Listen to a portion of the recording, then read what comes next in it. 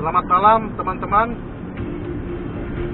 Perkenalkan, saya Andre. Kali ini saya akan memberitahukan sesuatu hal. Saya memberitahukan sesuatu hal mengenai segala sesuatu yang terjadi di sekitar kita pada saat ini. Perhatikanlah wabah COVID-19 ini.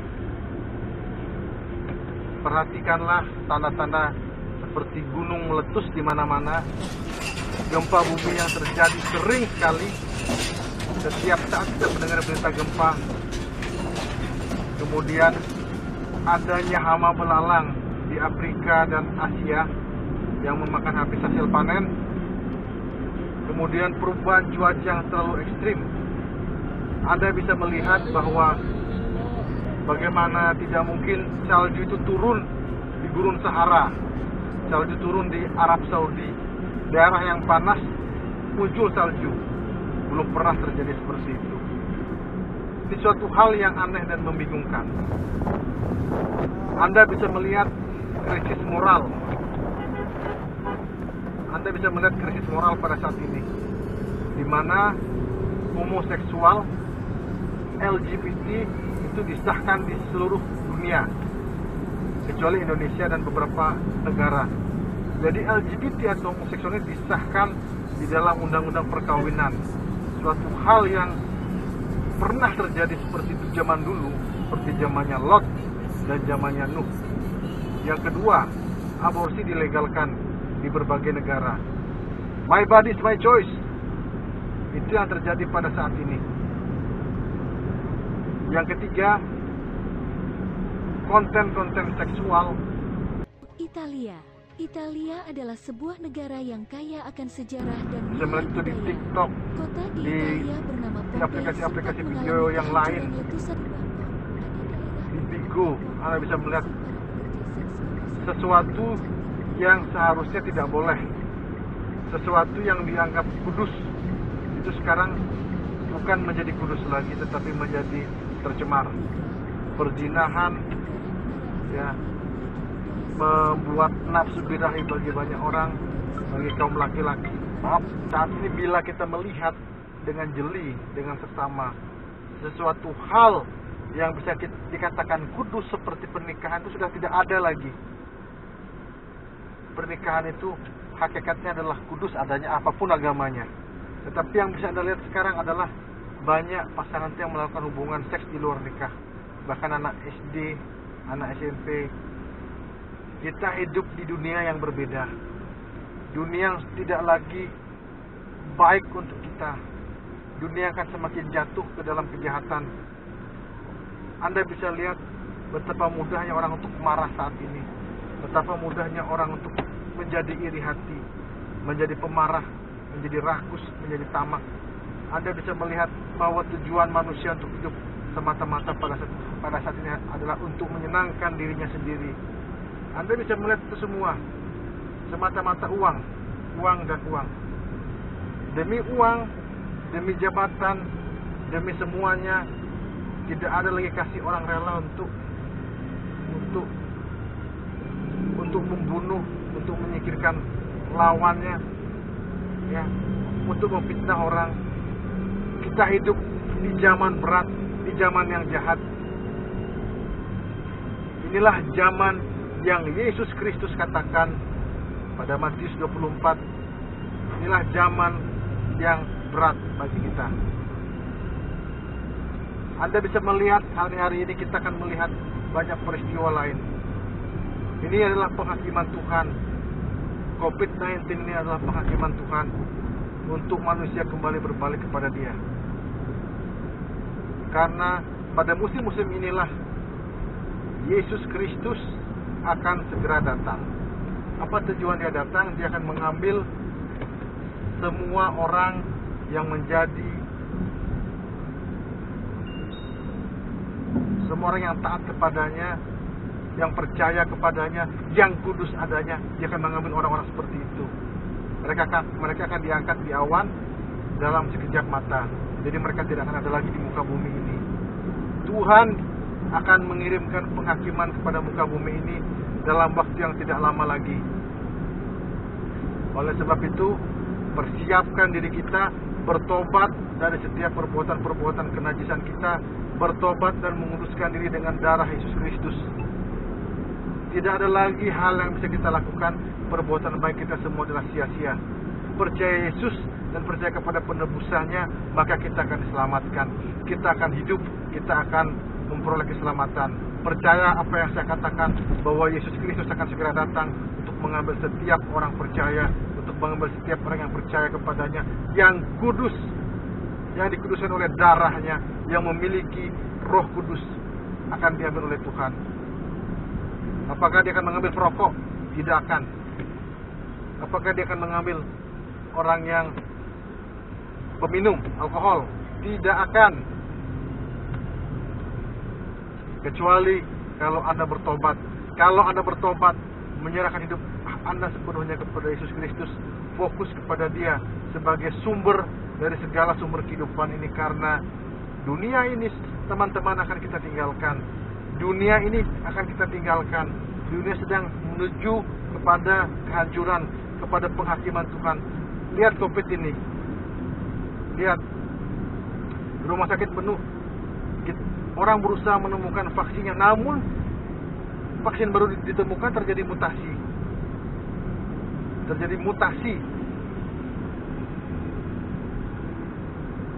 Dan ini baru corona, belum virus lain yang akan muncul. Oleh sebab itu, Yesus berkata, berjaga-jagalah. Berjaga-jagalah. Apa artinya berjaga-jaga? Lihatlah waktu ini. Perhatikan waktu ini dengan seksama. Maaf, tidak lama lagi Yesus Kristus akan segera datang untuk mengambil kita semua. Tubuh kita akan diubahkan menjadi tubuh kemuliaan. Tubuh yang tidak akan pernah bisa lagi sakit. Tubuh yang tidak akan pernah lagi bisa menderita. Tubuh yang kekal, tubuh yang abadi yang akan diberikan kepada kita. Dan Yesus Kristus sendiri akan datang ke muka bumi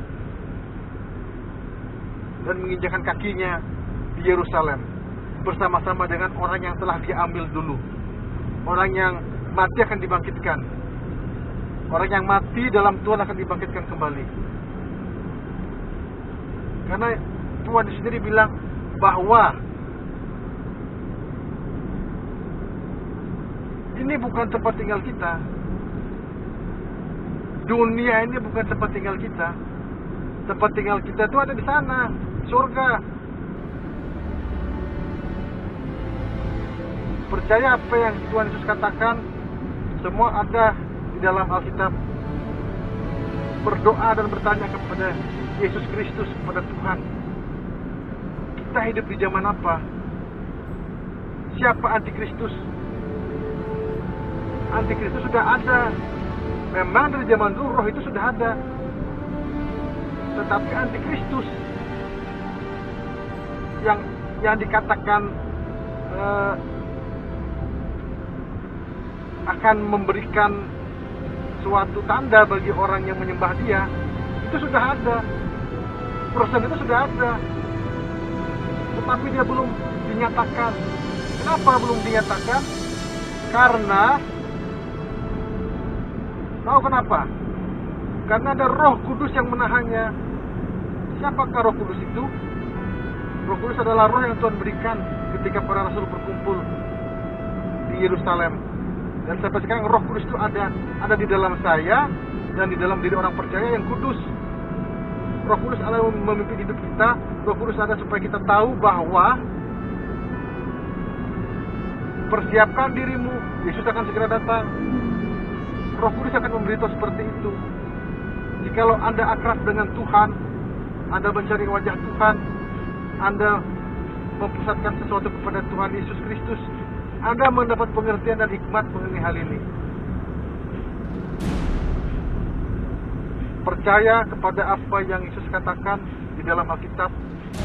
Dia banyak berbicara mengenai hari pengangkatan dan hari kedatangannya. Satu orang, ketika perempuan menghilang, satu orang akan dibawa, yang lain akan ditinggal. Ketika ada perempuan di ladang, satu orang akan dibawa, yang lain akan ditinggalkan. Lalu bagaimana dengan mereka yang tertinggal, yang tidak ikut dalam pengangkatan yang Tuhan katakan sebagai penyelamatan untuk orang percaya? Tuhan berikan kesempatan kedua. Tuhan Yesus Bapa di surga berikan kesempatan untuk kedua kalinya. Tapi kesempatan ini sangat kejam. Anda akan diberikan tanda atau mark pada dahi dan lengan Anda. Ketika Anda menolak ini, Anda akan dibunuh. Anda akan dihabisi, dan tanpa tanda ini Anda tidak mungkin bisa membeli dan menjual. Tidak mungkin bisa membeli dan menjual. Anda akan kelaparan. Anda akan dipaksa oleh pemerintah global untuk menggunakan tanda ini. Bila mana Anda tidak menggunakan tanda ini, Anda akan dianggap sebagai teroris. Anda akan dicap, Anda akan dihukum mati. Tetapi Tuhan dengan jelas berkata, barang siapa menerima tanda itu akan menerima cawan murka Allah, menerima hukuman dari Allah. Oleh sebab itu, bagi mereka yang tertinggal, saya katakan, nanti bila mana ada yang tertinggal, jangan terima tanda itu. Lari ke hutan, lebih baik kamu mati kelaparan daripada kamu menerima tanda tersebut. Tubuhmu akan binasa, kamu akan dibawa ke neraka, dan kamu akan dicampakkan ke lautan api. Jangan terima. Oleh sebab itu, selama masih ada waktu, selama masih ada kesempatan ini, carilah Tuhan selama ia masih bisa ditemui. Bertobat setiap hari, bertobat setiap saat. Karena kita masih mengenakan tubuh yang penuh dengan dosa, tubuh yang sudah jatuh ke dalam dosa. Kita masih hidup di dalam dunia yang penuh dengan dosa ini. Apakah yang sedang menyucikan dan membersihkan kita? Hanyalah darah Yesus. Tidak ada lagi yang lain. Ada tertulis di dalam Yohanes bahwa barang siapa makan dagingku dan minum darahku, ia akan diselamatkan. Dengar itu. Waktu ini bukan lagi waktu untuk bermain-main. Anda berbuat dosa, Anda melakukan perzinahan, hubungan seksual, Anda menonton film porno, Anda lebih suka main game, Anda lebih suka memfokuskan pada hal-hal duniawi, material, hedonisme. Semua itu nonsen, tak ada gunanya. Karena kita akan meninggalkan itu semua. Karena itu apa yang Tuhan Yesus bilang, kumpulkanlah harta di surga, itu benar. Karena di surga itu kita mendapatkan harta juga, ada harta yang kekal di sana. Jadi kalau kita menerima fitnahan, menerima cacian, menerima omongan orang yang tidak enak, jangan dimasukkan ke hati, karena hal itu ada di dunia. Tetapi kita percaya bahwa Tuhan penyelamat kita akan segera datang menyelamatkan kita.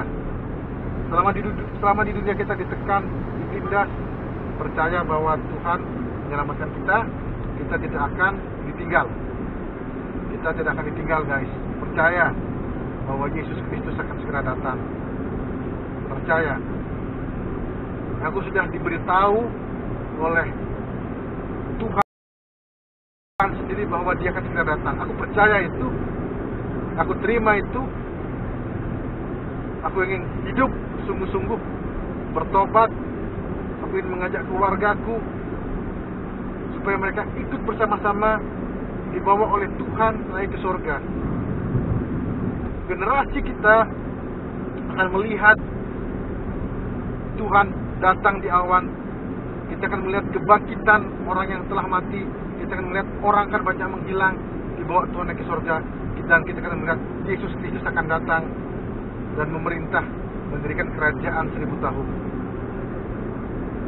Kalau Anda pikir, itu masih lama, dari dulu ngomongnya seperti itu. No way. Tidak.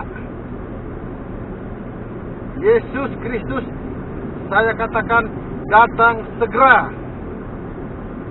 Tidak ada penundaan lagi. Tidak ada penundaan lagi. Dia datang bisa besok. Dia datang bisa malam ini. Dia bisa datang bisa kapanpun dia mau. Dia bukan lagi 5 tahun, 10 tahun. No. Dia akan datang. Videonya saya buat untuk kalian semua tahu pemberitaan mengenai ini. Kalian tidak akan temui di dalam gereja. Karena itu saya bilang, berhentilah berbuat dosa. Berhentilah berbuat dosa. Berusaha untuk hidup kudus. Berusaha untuk hidup kudus. Walaupun kita hidup di muka bumi yang serba susah seperti ini, berusaha untuk hidup kudus. Menjadi kudus. Bagaimana caranya? Jangan lagi berbuat dosa. Kuduskan dirimu senantiasa dengan darah Yesus Kristus. Berusahalah semaksimal mungkin menjadi lebih baik. Karena bila mana Tuhan datang, kita harus siap berdiri di hadapan Tuhan. Oke guys, itu yang bisa saya sampaikan pada malam hari ini. Tidak jemu-jemunya saya memperingatkan mengenai hal ini kepada anda-anda semua. Terima kasih guys, salam dari saya.